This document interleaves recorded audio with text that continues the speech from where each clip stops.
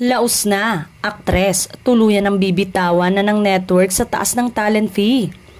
Kasalukuyan ang pinag-uusapan sa ilang social media platform at entertainment news ang desisyon ng isang producer-director kung kukunin pa niya ang isang aktres para sa kanyang upcoming pelikula para sa darating na Metro Manila Film Festival.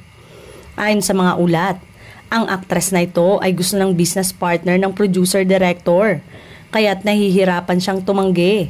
Sa kabila nito, umamin ng direktor na nag-aalangan siya dahil sa mataas na talent fee ng Lalo aktres. na tila lumalabas na ito sa uso.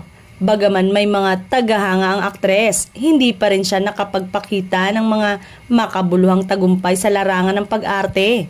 At hindi naging blockbuster ang kanyang mga nakaraang proyekto. Marami naman sa mga netizen ang naglabas ng kani-kanilang mga saloobin patungkol sa kung sino ang pakakakilanlan ng nasabing aktres. May mga naghinalang ito ay si Tony Gonzaga na nakatanggap ng matinding pambabatikos matapos ang national election. Subalit may mga nagsabi ring may iba pang batang artista ang nakakatanggap rin ng mga pambabatikos at napapabalitang malaki ang hinihinging talent fee. Sa ngayon nga ay tahimik pa din ang aktres kung babalik ito sa showbiz o mananatili na lamang sa kanyang YouTube channel.